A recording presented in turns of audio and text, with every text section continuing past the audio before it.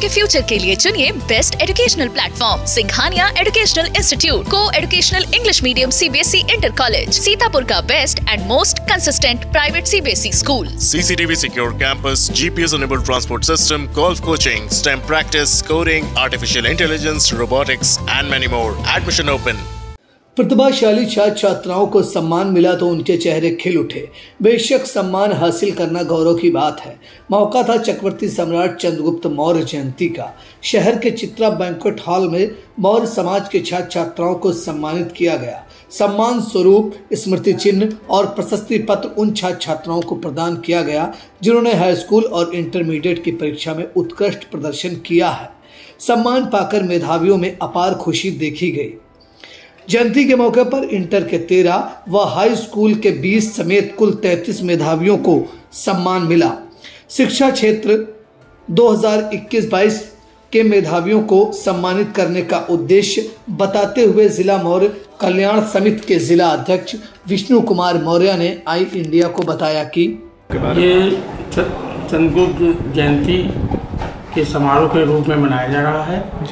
सम्राट चंद्रगुप्त मौर्य और ये मेधावी छात्र छात्राएँ जो हमारे समाज के मौर्य समाज के हाई स्कूल इंटर 75 के ऊपर प्रतिशत लाए हैं, उनका जी मनोबल बढ़ाने के लिए उनको सम्मानित किया जाएगा।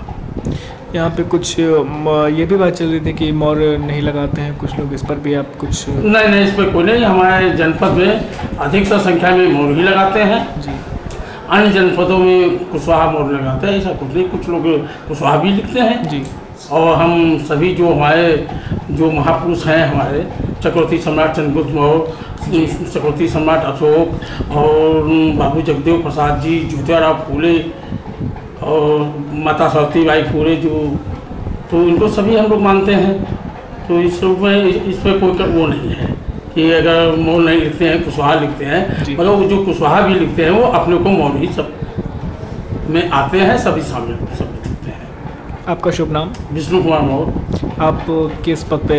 मैं इसमें 5 साल से जिला मौर्य कल्याण समिति का अध्यक्ष हूँ जी।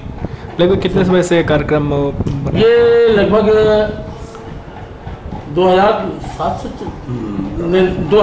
से निरंतर चल रहा है। चक्रवर्ती सम्राट चंद्रगुप्त मौर्य जयंती पर कई सांस्कृतिक कार्यक्रम भी प्रस्तुत किए गए। सांस्कृतिक कार्यक्रमों को अतिथियों ने काफी सराहा।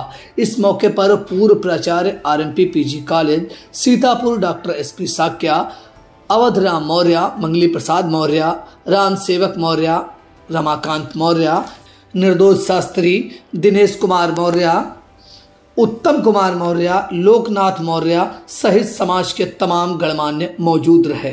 मौर्य समाज के इतिहास पर प्रकाश डालते हुए पूर्व प्राचार्य डॉक्टर SP साक्य ने आई इंडिया से कहा कि मैं सबसे पहले बधाई देना चाहूँगा जिला मौर्य कल्याण समिति जनपद सीतापुर के सभी पदाधिकारियों को और उससे जुड़े हुए लोगों को, जो अनवरत बहुत वर्षों से इस कार्यक्रम को चला रहे हैं।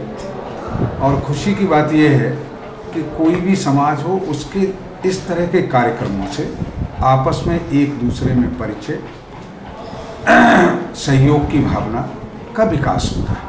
और मुझे खुशी है कि इस कार्यक्रम के माध्यम से खास तौर से जो समाज के आदर्श हैं, जिनको लेकर कोई भी समाज आगे जा सकता है। मौर्य समाज हिंदुस्तान के एक बहुत ही समृद्ध और ऐतिहासिक समाज है, जिसने के पूर्वजों ने समाज में विविध प्रकार की जो असमानता की लड़ाई, उसको जितना संघर्ष सार्थक रूप में किया है।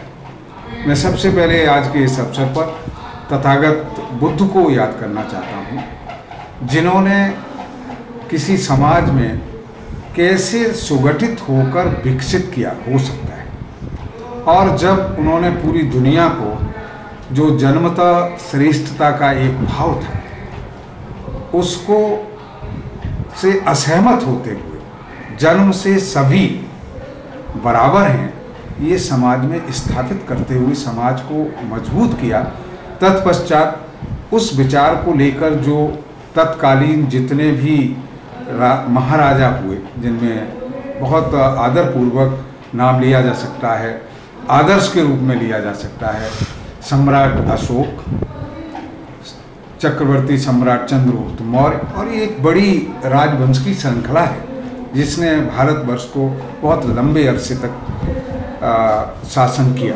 मैं यहाँ आपसे एक बात शेयर करना चाहूँगा कि जो आज प्रजातंत्र में पूरी दुनिया में सर्वश्रेष्ठ शासन व्यवस्था के रूप में स्थापित है, जानकर आश्चर्य होगा कि शाक्य गणराज्य वंशानुगत राजा नहीं होते थे। वहाँ प्रजातांत्रिक सिस्टम से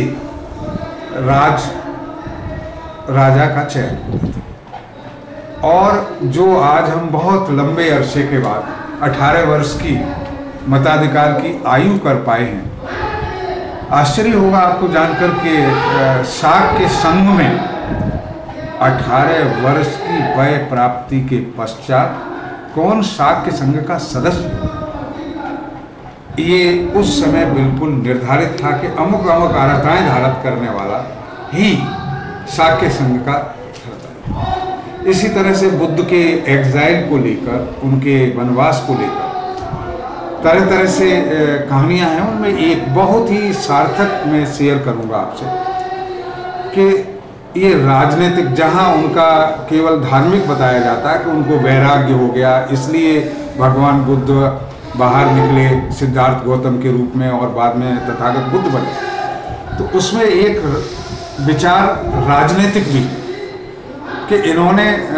कहा कि कहीं भी संघर्ष से, युद्ध से कोई भी चीज़ शांति समाज में नहीं लाई जा सकती। और तथाकथित सो कॉल्ड कैबिनेट कह लें या संसद कह लें, यही एक युवा सदस्य थे जिन्होंने इस बात से असहमत व्यक्त किया और असहमत व्यक्त करने पर उस समय शाक्य संघ से उसको निष्कासित किए जाने की व्यवस्था थी। जब उनके निष्कासन की बात इस तरह एक तरह से स्थापित की गई नियमों के उल्लंघन के कारण, फिर ये हुआ कि जो बड़ा राज्य है वो शाक्य गणराज्य को सप्रेस करेगा अगर मानवाधिकार का उल्लंघन होगा, जिस शब्द का आज हम बड़े दिनों बाद प्रयोग कर पा रहे हैं।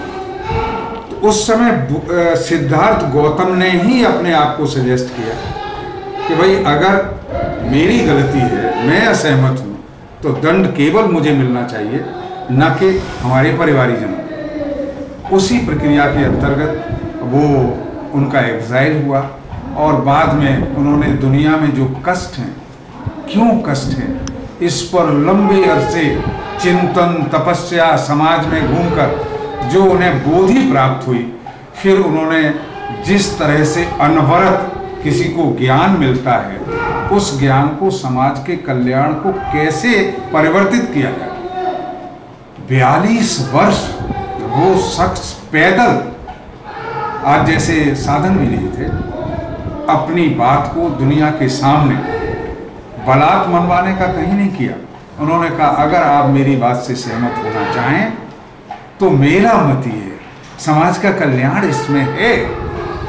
और पूरी दुनिया में बुद्ध ने अपना संदेश दिया, शांति का संदेश दिया।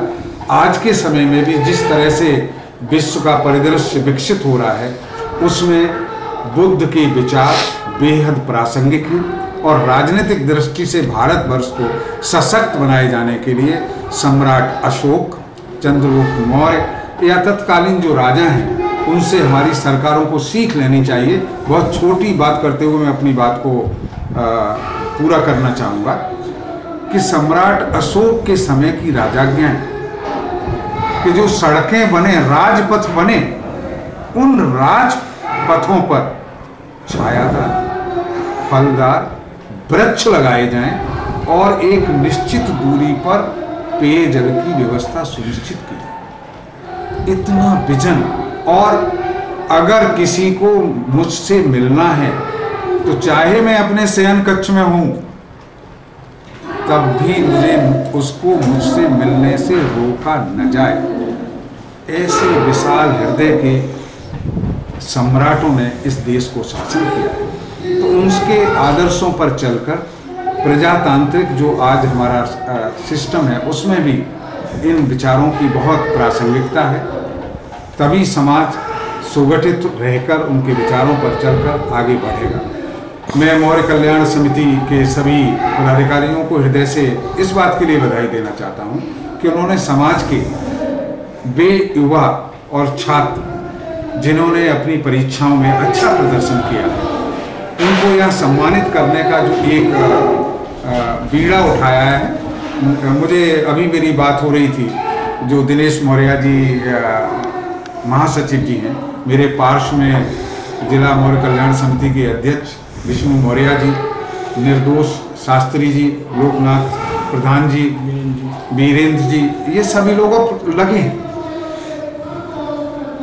1986 से इस मौर्य कल्याण समिति की स्थापना की और आज वो धीरे धीरे एक अच्छा आकार ले गया है और अपने महापुरुषों को, जो किसी भी समाज के आदर्श होते हैं, उनसे हम प्रेरणा लेते हैं, उनके बारे में समाज को बता रहे हैं और नए बच्चों को जो प्रतिभाशाली हैं उनको सम्मानित कर रहे हैं। और साथ ही इस वर्ष इन्होंने एक बहुत अच्छा और प्रभावी अनूठा प्रयास किया है कि आज रात को राष्ट्रीय कवि सम्मेलन का भी आयोजन है। इसके लिए ये सभी लोग बधाई के पात्र हैं। सीतापुर से आई इंडिया की रिपोर्ट।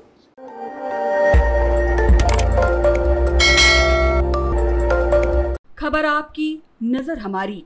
देखते रहिए आई इंडिया।